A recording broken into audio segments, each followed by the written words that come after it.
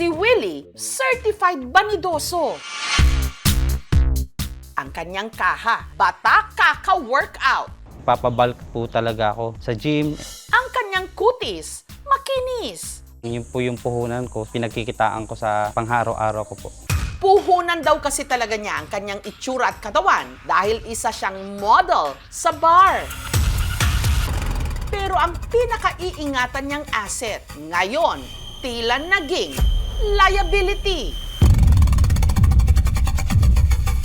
Ang kanyang katawan namayat mula sa dating 80 kilos. Mga 65 na lang po ako ngayon. Habang ang kanyang balat na mula nagkasugat-sugat.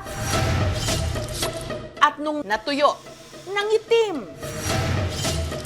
Nabigla nga ako bakit nagkaganon? Sobrang katirin po na hindi ako nakakatulog. Pero ang sakit ni Willie, hindi raw niya madaan-daan sa kung anong gamot o ointment. Hinala kasi niya. May babaeng mas matanda na galit po sa akin. Baka kinulam siya nung babae na nakagusto sa kanya.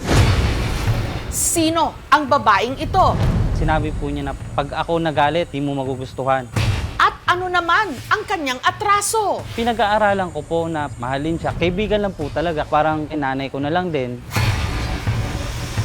Totoo ba na si Willie nakulam?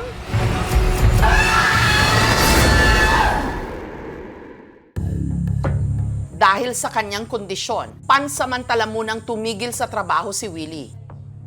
Para mas mabilis daw matuyo ang kanyang mga sugat,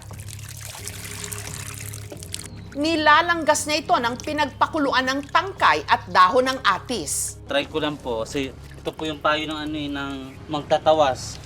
At saka niya ito pinapahira ng ointment. Ang sugat na kumalat na sa halos buo niyang katawan, mula binti, hita, hanggang dibdib, nagsimula lang daw sa pantal nitong Marso. Parang allergy po na tuldok-tuldok. Habang tumatagal po siya, lalo na po siyang dumadami, sobrang kati po. Minsan po, dumadating na po sa time na nahihirapan po ako huminga. Nung pumunta po ako sa dermatologist, niresetahan lang po ako ng anti-allergy na parang pinapahid. Pero ang kanyang kondisyon, mas lalo raw lumala. Umiitim na po siya, may mga bukol-bukol po, parang psoriasis. May kaibigan din po kasi ako medtech. Sabi niya hindi ganyan ang itsura ng psoriasis. Parang may gumagawa sa'yo, parang kulam daw po. Balakid daw ito sa plano niyang muling pag-abroad. Dahil lahat ng solusyon gusto niyang subukan, lumapit na rin siya sa albularyo. Una po nagpatawas po sa akin is yung mama ko. May babaeng mas matanda na galit po sa akin. So, nung una po, hindi na po ako naniwala. Yung kaibigan ko rin po nagpatawas, may lumabas kasi na puno.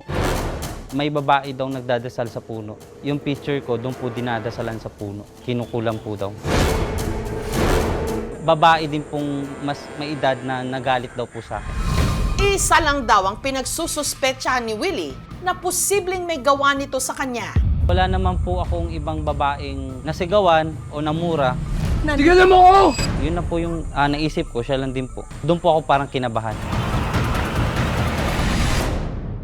Dating barista sa Saudi si Willie. Nung umuwi ng Pilipinas taong 2020, pumasok siya bilang model sa isang bar sa Maynila.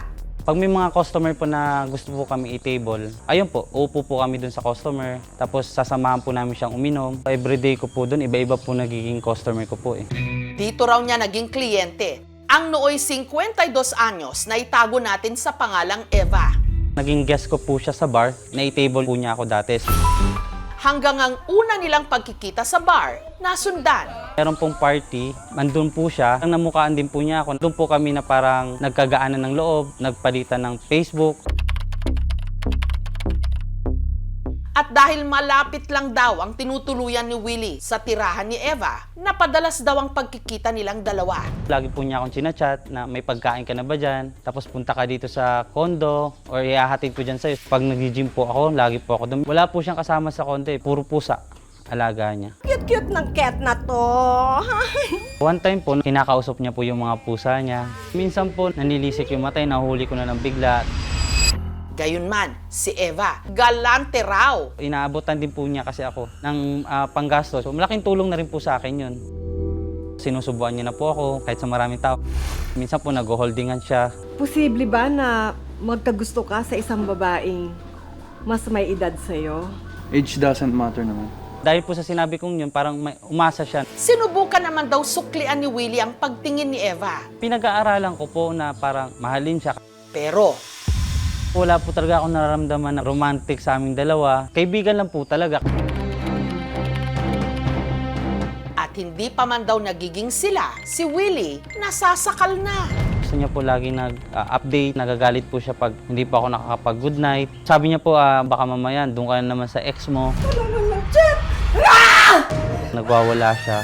Pinagis po niya yun po niya, parang nag-react siya na parang bata, na parang gumagano po siya. So parang shock ako sa edad niya, parang hindi angkop sa mga kinikilos niya. Sa totoo lang, naalangan daw talaga si Willie na mapalapit kay Eva. May isa po kasi siyang parang boyfriend din bukod sa akin. Kaibigan ko rin po. Baka anong isipin na kaibigan ko na parang inahas ko. May asawa po siya sa abroad, nagtatrabaho. Baka mamaya uuwi yung asawa niya, tapos malaman na ako yung isa sa lalaki ng asawa niya, papatay po ako. Ayaw ko na rin po ng gulo. Kaya kamakailan lang, nagdesisyon na si Willie. Umiiwas na po ako. Tao po! Tuloy pa rin po siya nangungulit siya Tapos gusto niya po laging pumunta dito. Gusto ko mapag-isa kasi po nadidepress po talaga ako. Maraming dahilan para maging sobrang possessive ang isang tao. Like for example, admiration. Another one is love. To the extent na nagiging obsessive love. Ang pwede nilang gawin ay i-confront yung tao, and then kung hindi pa rin magets, then perhaps you can call somebody, an authority figure, or perhaps a friend. Basta may third party, witness, or mediator.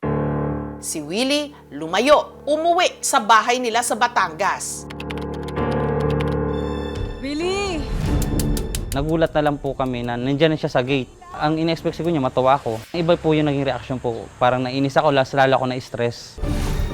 Willie! Nagkulong po ako sa kwarto, sinundan po niya ako sa kwarto. Nangungulit siyang pumasok hanggang sa... Tigilan mo! Namura ko siya, nasigawan ko siya. Doon na raw siya di umano pinagbantaan ni Eva. Tandaan mo to, Willie. Pag ako nagalit, hindi mo magugustuhan! Yung time na yun, parang wala rin pa rin po sa akin yun kasi hindi ko siya pinag-iisipan na masama Nung pumunta po kasi ako dito, meron na po akong tuldok-tuldok. Nung sinigawan po niya ako, mga ilang araw, parang lalong dumami. Parang hindi na siya normal. Bukod sa mga sugat sa katawan, namayat na nga si Willie. Hindi po nating masisisi na mag-isip na baka AIDS to or HIV dahil sa nakapag-work ako sa gay bar. Hindi po to AIDS or HIV dahil kakapacheck ko lang din po nagkakapa-medical ko lang din po pa-abroad. Hindi naman lahat ng pasyente na nakakaramdam ng ganitong karamdaman ay HIV or patient suffering from AIDS. Maaari natin itigil ang stigma sa pamamagitan ng proper medical education sa lahat. Hindi lahat ng sakit ay dapat pandirihan. Pansin din daw niyang tumabang na ang pagtingin ni Eva sa kanya. Dati po kasi, panay chat po yan sa akin. So ngayon po parang wala na po siyang pakialam sa akin. Ang laki po ng pinagbago niya. Umpisa na natin na tawasin kita.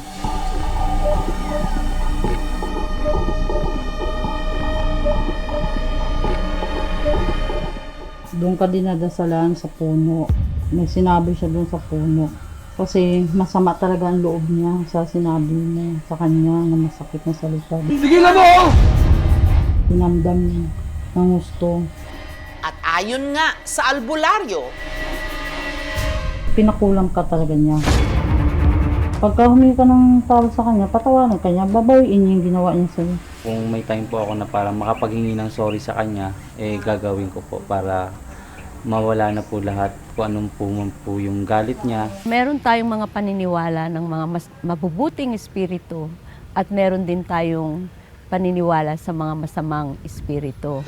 Kasi nung unang panahon, nag-aaway-away din ng mga tao at humihingi ng tulong sa mangkukulam, panggante, pag sila ay sinasaktan.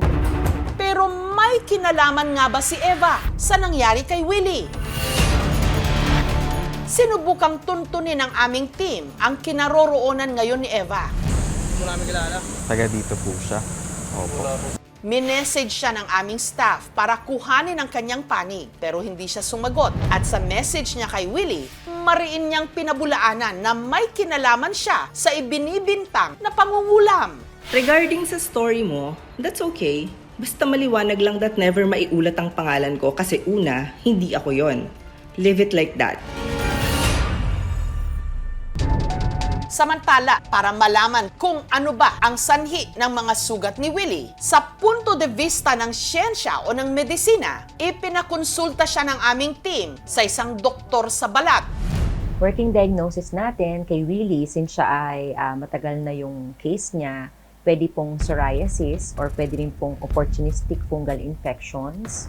May nakita rin po ako sa kanyang photodermatitis and verruca vulgaris. So sa ngayon, hindi pa natin talaga alam yung pinaka-cause. Pwede kasing mag-start tayo as pwedeng contact dermatitis na pwedeng ang reason is environment, yung kanyang lifestyle, or pwedeng nasa strong family history mo yung allergy, or pwede rin pong mahina yung inyong immune system. So for now, we have to do the punch biopsy doon sa mga rashes na meron siya para malaman natin kung ano talaga yung ultimate na diagnosis for him. Para makatulong sa kanyang pagpapagamot, ang aming programa nagpaabot din ng financial assistance.